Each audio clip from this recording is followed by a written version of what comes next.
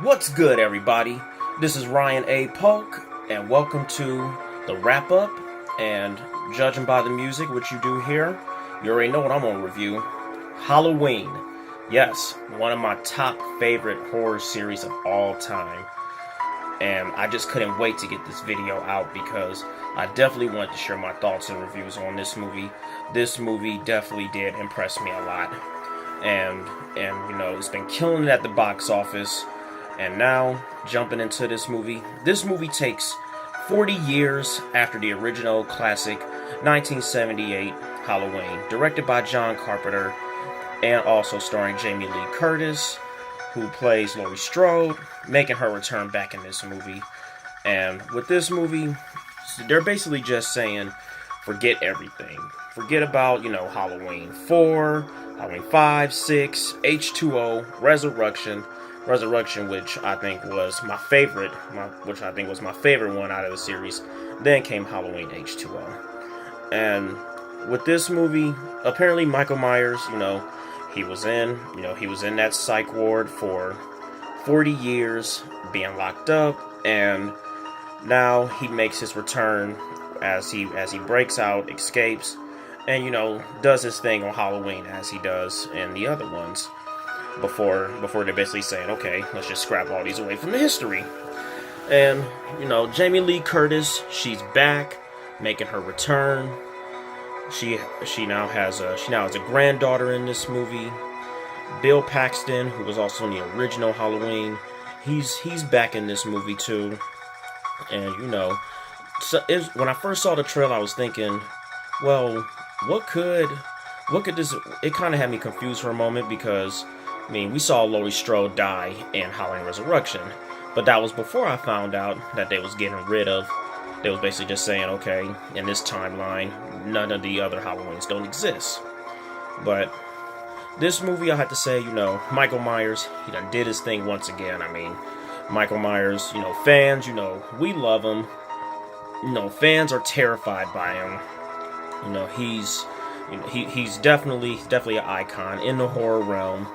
And we would have to, with some of the way, that he does his kills.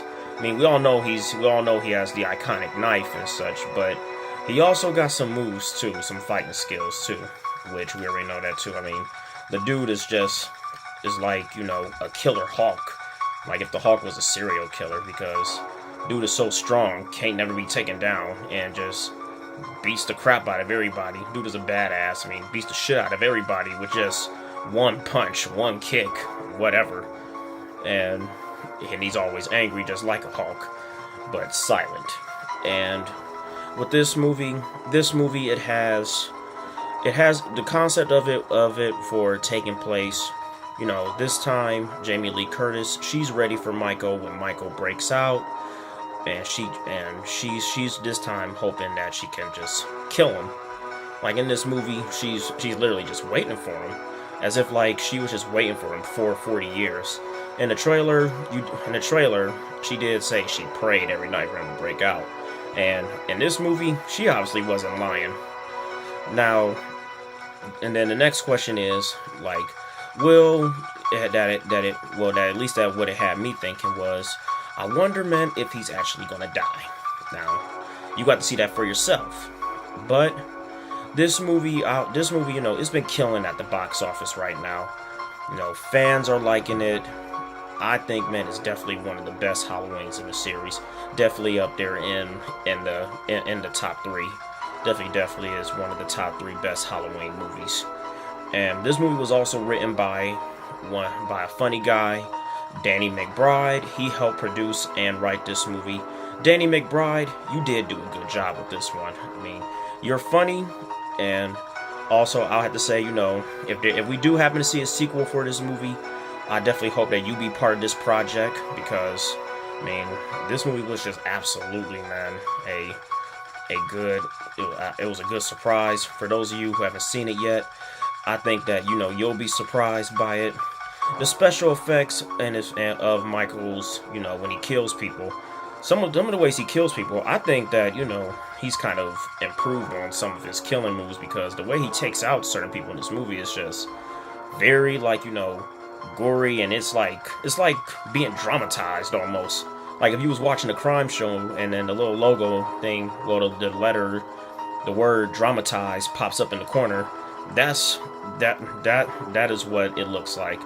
Some of the scenes where he kills somebody, if I feel like the dramatization word should pop up in the corner, because dude was just unstoppable in this movie. Now, this movie I have to say is definitely one of the best horror movies of 2018.